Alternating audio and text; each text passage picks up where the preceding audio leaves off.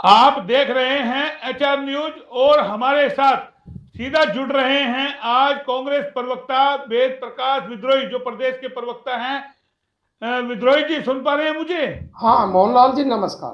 कल जो हिसार में घटनाक्रम हुआ उसको लेकर के जो सत्ता पक्ष के लोग हैं वो कांग्रेस को जिम्मेदार ठहरा रहे हैं। कह रहे हैं किसान नहीं है जिन्होंने कल जो पूरा यानी कि जो विरोध किया है सीएम के प्रोग्राम का, वो किसान ना होकर के कांग्रेस की एक रणनीति का हिस्सा है, कांग्रेस ने उनको उकसाया है, वो किसान नहीं है।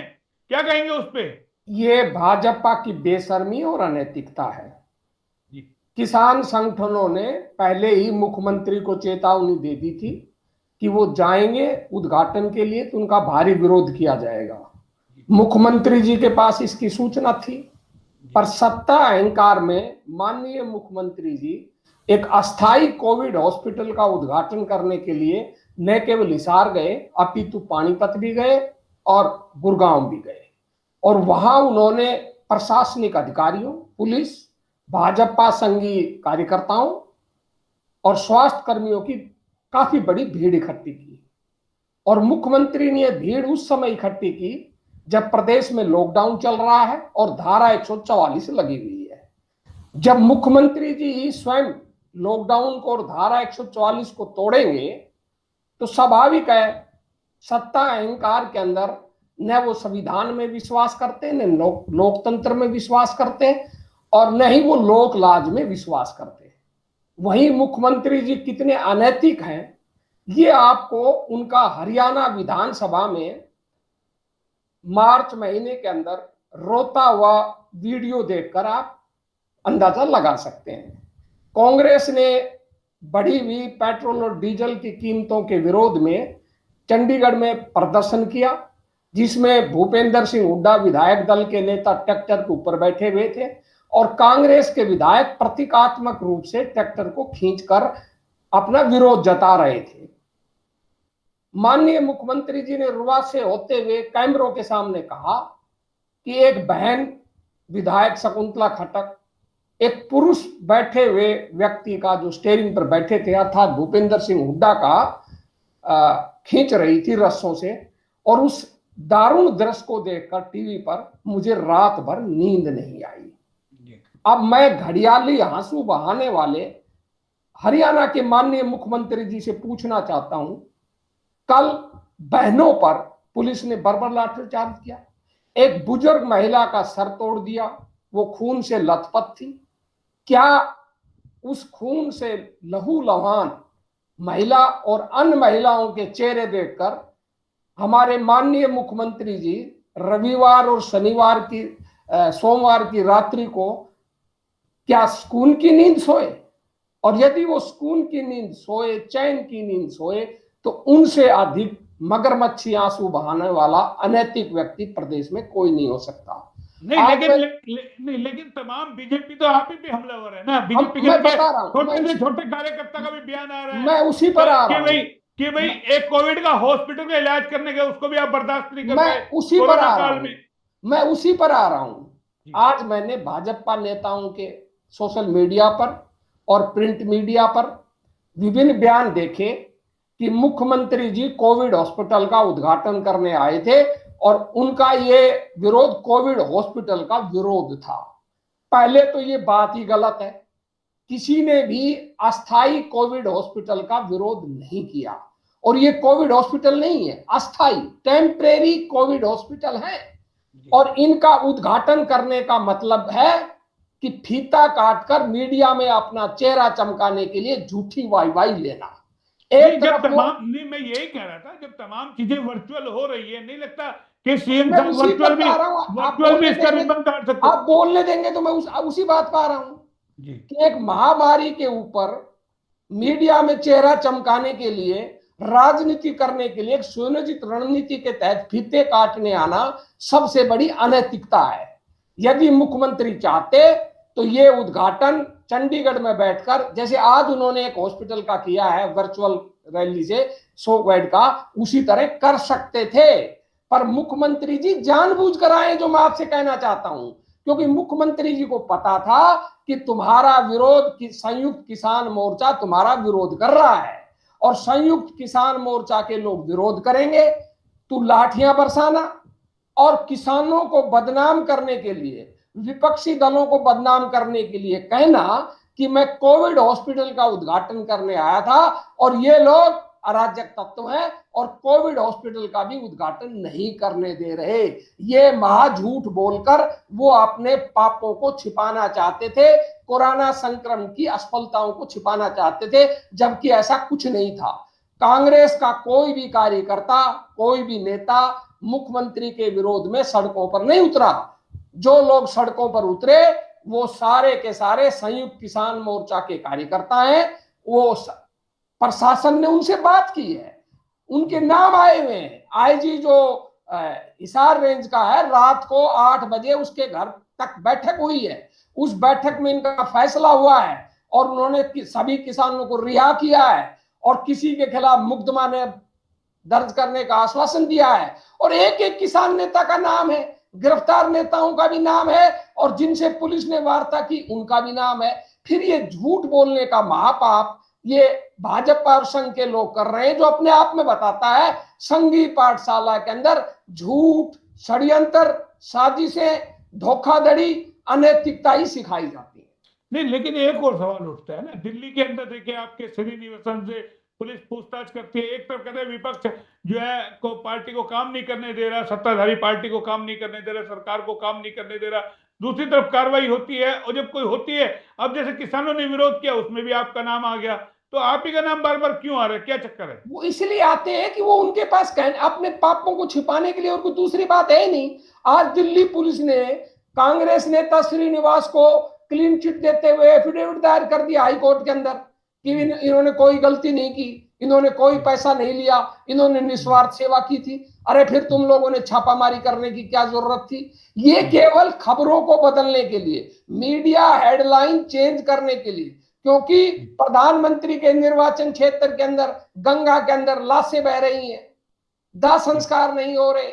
गुजरात के अंदर 1,23,000 लोग मर गए पिछले 1 साल के अंदर, जबकि मौत का आंकड़ा 4,000 बता रहे हैं। जब ये सारी चीजें सामने आ रही हैं, इनका झूठ सामने आ रहा है कि कोरोना संक्रमण मौतों को भी ये छिपा रहे हैं, कोरोना संक्रमित आंकड़े भी ये छिपा रहे हैं, लोगों को वैक्सीन नहीं दे रहे, इलाज मुहैया नहीं करवा रहे, तब ये लोग अपने पापों को छिपाने के लिए कांग्रेस का नाम लेकर कांग्रेस के प्रति दुष्प्रचार कर कर अपनी जवाबदेही से भागना चाहते हैं, और इसके अलावा कोई बात नहीं है। अच्छा, एक और सवाल उठता है, आरएसएस के प्रमुख हैं मोहन भागवत, उन्होंने भी अब तो ये बात मान ली कि डॉक्टरों की चेतावनी के बाद भी सरकार दूसरी लहर को लेकर के लापरवाह रही। किस तरीके से देखते हैं, क्या अब जो संघ का जो सरकार पर, बीजेपी पर हमला हो रहा है मोदी पर, उसको किस तरीके से देखते हैं? मैंने कल ही बयान दिया था कि राहुल गांधी की बात का प्रत्यक्ष और अप्रत्यक्ष रूप से मोहन भागवत ने भी समर्थन किया है। राहुल गांधी भी यही कह रहे थे पहले दिन से कि भारत के अंदर कोरोना की दूसरी लहर का कहर मोदी सरकार की असफलता का परिणाम है, और यही बात मोहन भागवत ने कही। जब राहुल गांधी ने ये बात कही थी तो कानून मंत्री रविशंकर प्रसाद, स्मृति ईरानी, गोदी मीडिया, भाजपा के नेता, भाजपा के दलाल, जिस तरह आज ये छुट भइये नेता हिसार की घटना के लिए कांग्रेस को जिम्मेदार ठहरा रहे हैं, उसी तरह ये छुट भइये नेता कह रहे थे कि राहुल गांधी तो विदेश का एजेंट है, कांग्रेस के ना मोदी सरकार के प्रति दुष्प्रचार कर रहा है। तो मैंने कल ही उनसे सवाल पूछा था कि अब वो मोहन भागवत को भी विदेशी एजेंट कहेंगे क्या? क्या मोहन भागवत भी सरकार के खिलाफ ओछी राजनीति कर रहा है क्या? अरे सच छुप नहीं सकता। आप सच को कितना ही छुपाओ, कितना ही दबाओ, कितना ही जमीन में गाड़ दो, वो एक न एक दिन सामने आता ही है। तो भाजपा के कुकृत्य, भाजपा के कुकर्म, भाजपा द्वारा की जा रही लूट, भ्रष्टाचार, सब कुछ सामने आ रहा है। इसलिए बौखला कर वो नाप शनाप कहते हैं। एक और चीज और निकल के आ रही, क्या लगता है जो बंगाल चुनाव में जिस तरीके से फजियत हुई है, हार का मुंह देखा, उसकी टीस है क्या कि बंगाल चुनाव से जो बदनामी हुई, कोरोना नहीं संभाल पाई केंद्र सरकार, सब चुनाव में व्यस्त रहे, अब हाथ से निकल गई दूसरी लहर, गांव तक, ग्रामीण क्षेत्रों तक कोरोना पहुंच गया, क्या उसकी टीस है कि किस तरीके से विपक्ष का मुंह बंद किया जाए? आपको क्या नजर आता है? टीस ही नहीं, हताशा है, और उसका प्रमाण ये है, आज बंगाल के अंदर ममता बनर्जी सरकार के मंत्री हालिम कबीर को गिरफ्तार कर लिया। किस मामले में गिरफ्तार किया है? उसी मामले में गिरफ्तार किया है जिसमें भाजपा नेता जो वर्तमान में विपक्ष के नेता बनाए गए हैं, शुभेंदु अधिकारी, उनके पिता जो एमपी भी हैं, सुखेंद्र अधिकारी, वो भी मुजरिम है उसी एफआईआर में। जी। तो तृणमूल कांग्रेस के मंत्री को तो गिरफ्तार कर लिया, पर सुखेंद्र अधिकारी को गिरफ्तार नहीं किया। तो ये अपने आप में बताता है। और जिस तरह जो राज्यपाल है, राज्यपाल अपने अधिकारों का दुरुपयोग कर कर चुनाव के बाद समानांतर सरकार चला रहा है। अरे जब राज्यपाल को ही समानांतर सरकार चलानी है और राज्यपाल को ही मुख्यमंत्री का काम करना है, दौरे करने हैं, निर्देश देने हैं, फिर जनादेश की क्या जरूरत है? एक चुनी हुई सरकार की क्या जरूरत है? चुनाव की क्या जरूरत है? राज्यपाल ही शासन कर लेता। तो ये हताश और निराश है, जो ये बौखला गए हैं, इनका जो असली चेहरा सामने आ गया है, उस चेहरे को छिपाने के लिए ये झूठ पे झूठ बोलते हैं। मैं आपसे एक छोटी सी बात कहना चाहता हूं, जो इसे संदर्भ में तो है नहीं पर संदर्भ में है भी।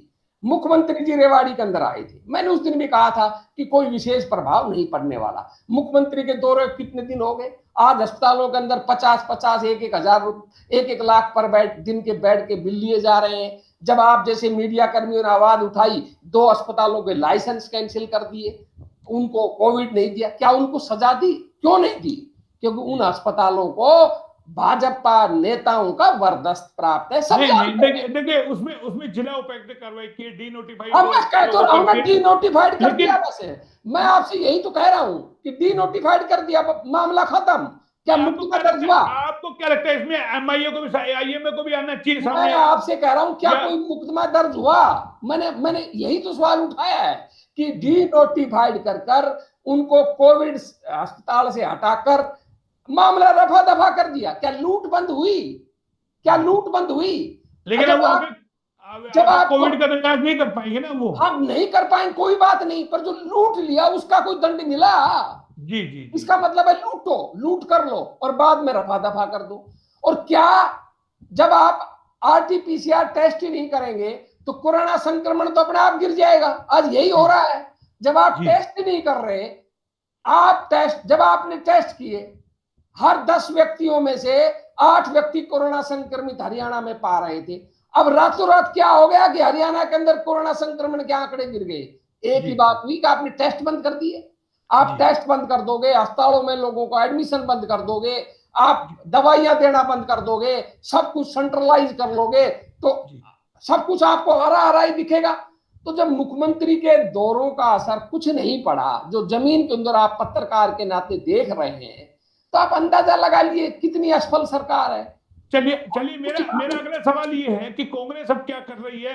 जिस तरीके से हिसार के पूरे मामले पर कांग्रेस को टारगेट किया जा रहा है कि वो किसान नहीं थे, कांग्रेस का एक सोची समझी रणनीति थी, उसको लेकर कोई रणनीति आप बना रहे हैं कि आगे उसको जवाब दिया जाए? हमें रणनीति बनाने की कोई जरूरत नहीं है। प्रदेश के किसान और जनता ही जवाब दे देगी। सरकार ने कल किसानों के सामने घुटने टेक दिए, खुद सरकार ने उनसे समझौता कर लिया। चढ़ूनी और राकेश टिकैत आए थे, उनसे समझौता कर, वही मैं पूछ रहा था। चटूनी और राकेश टिकैत पहुंचे हैं, तमाम लोगों को वहां से रिहा भी किसानों का एक आंदोलन है, हम उसमें क्या करेंगे बीच में? नहीं, फिर हमारा कोई मतलब नहीं है। किसानों ने विरोध किया, सरकार ने लाठीचार्ज किया। अब फैसला होगा, क्या होगा, आंदोलन करेंगे वो किसान करेंगे। लेकिन तमाम जो भाजपा हैं या छोटे भैया कार्यकर्ता, वो कांग्रेस को क्यों टारगेट कर रहे हैं? करने दो ना। झूठ बोलना, षड्यंत्र करना इनकी आदत है। कायर लोग हैं, महा झूठे लोग हैं, षड्यंत्रकारी लोग हैं। दम नहीं है सच बोलने का।